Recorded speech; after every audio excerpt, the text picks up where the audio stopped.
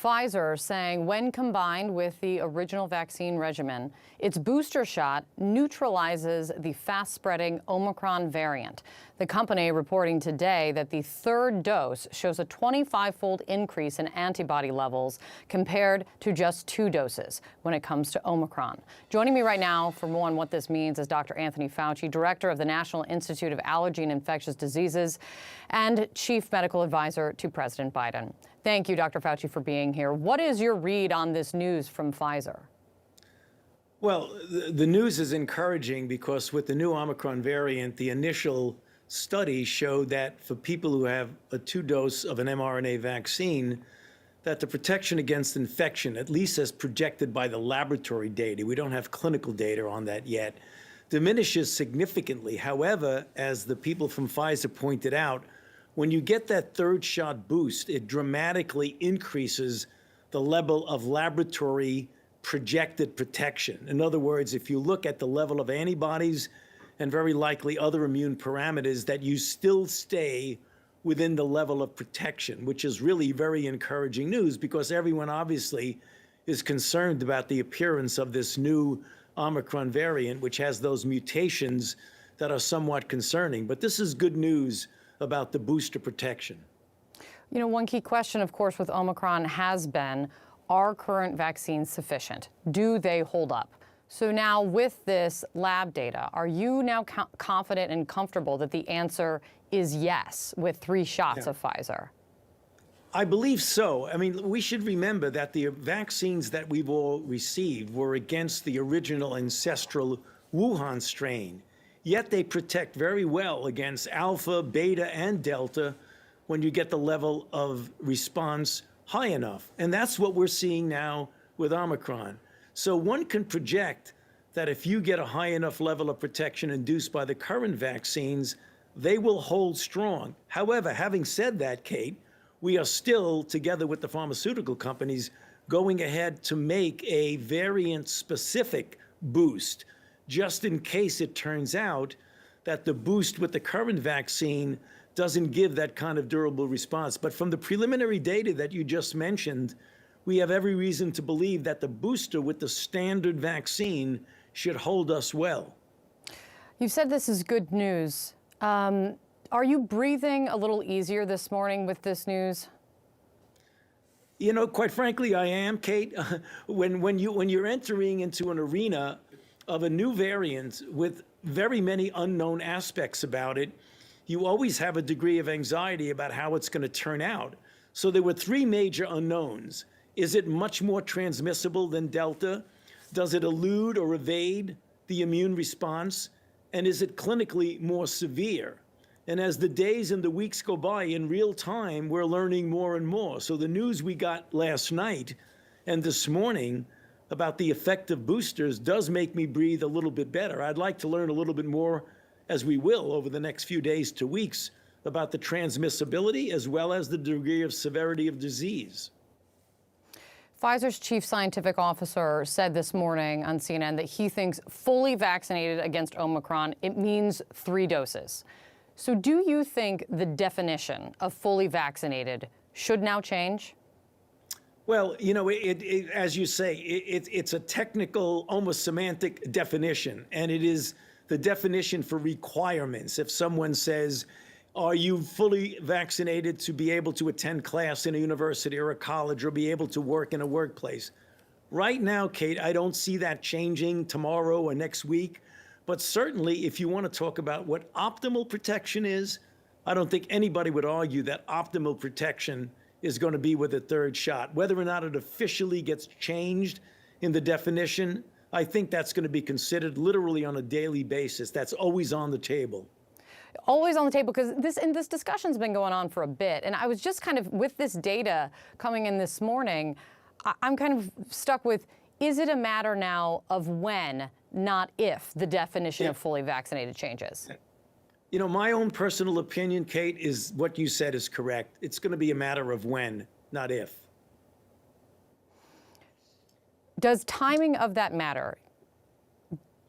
Well, timing of that matters, Kate, with regard to the lawsuits that are now about OSHA and whether or not a fully vaccinated person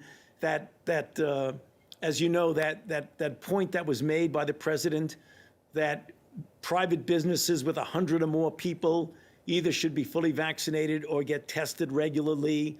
The federal workers, as you know, are required to be vaccinated. Certain people who come under the Medicare, Medicaid, it has implications for that. And that's the reason why it matters.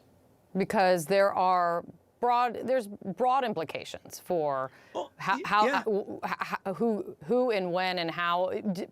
But for you, is it sooner rather than later that you'd like to see the definition change if this is just what the data is showing us? You know, Kate, for me as a public health person, I just say get your third shot. Forget about what the definition is. I just want to see people be optimally protected. That's what I'm concerned about. And for me, that's unequivocally and unquestionably getting a third shot boost. Mm-hmm. Why do you think, you mentioned that that Pfizer is, and you said that the government's also working, of course, with Moderna on continuing to still produce a variant-specific booster for Omicron. Why is that necessary if we're seeing that these original vaccines with a booster shot are holding up? Well, Kate, you always want to stay ahead of the game. You don't want to put all your eggs in one basket. It looks like that a boost with the current vaccine will work, but you never know what happens if the durability might actually fall off very rapidly. And that's one of the things you want to be prepared for. And I hate to be caught short and find out that even though temporarily that boost works, but then it falls off rapidly and you might need a variant-specific boost. So you always want to try and stay a step or two ahead of the virus. And that's what preparing to make a variant-specific booster does. Absolutely. So separate from the Pfizer announcement, you said yesterday that it appears that with the case of Omicron confirmed so far, you're not seeing a very severe profile of disease. And I'm wondering if from the data that you've seen so far, is that among both vaccinated and unvaccinated? Well, you know, that's a great question. The overwhelming majority of clinical data, we don't have any clinical data yet in our own country because we don't have enough people with Omicron infection. But in South Africa, they have a very interesting demographic breakdown. They have people who are vaccinated, but their level of vaccination is about 30%, which is way below us and way below most other countries. They have many more people, percentage-wise, who have HIV infection, which would put them at a greater risk of severity of disease. And they have a lot of people that have been infected with Beta and even with Delta. But in specific answer to your question, it appears that the level of severity, when you look at the relationship or the ratio between number of infections and requirements for hospitalization, duration of hospital stay, it looks like at least it's not more severe and likely might be less severe. Overwhelmingly, unvaccinated are always more vulnerable to all aspects of disease. But if you look at what we can gather from the entire cohort in South Africa, the initial suggestion is that it can be less severe. But we've always got to be careful, Kate. Don't make an extrapolation based on data that's 5 days old. You really got to get it confirmed over a longer period and with many more people. When you're talking about the vaccination rate, it actually just made me remember, I think the CDC put out new data just this morning that only a quarter of Americans right now eligible are actually boosted. A quarter of those eligible for a booster shot are actually boosted. And now in this, I'm going to call it the new world of what we're learning of what Omicron requires, what does that mean? It means a lot of folks are a far way off from being fully protected from Omicron. You're absolutely correct. And that's the reason why we're out there. I'm out here with you telling the public, if ever there was yet another spur and another incentive and another reason to get a booster shot, please do it. We have about 35 to 40 million people who have received their booster, but we have 100 million people who are eligible to be boosted who have not yet gotten boosted.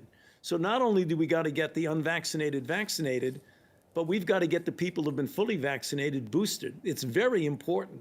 I hope that this news that's now spreading out about the Omicron variant and the vaccinations are going to get people to reevaluate the need and get on there and go get boosted if you're vaccinated, and go get vaccinated if you're not. Before you go, the return to office, it continues to be a big issue for, well, across the country and for many companies. Google and Uber just announced they're pushing back their return to office, their full return to office date again in the midst of the uncertainty about Omicron. From a public health and scientific perspective, when you have vaccines and boosters available, is it safe to go back to the office? Yes, it is. And that's one of the reasons why we have requirements in many of these venues of people getting vaccinated. Here in my own place where I work at the NIH, we have 99% compliant and 97% vaccinated. And that's the reason why we're pushing hard to get people back to work. It's an order of how many and what percentage of people are vaccinated. That makes it safe and allows people to get back to where they should be, namely at the workplace. Dr. Fauci, thank you so much for your time today. I really appreciate it.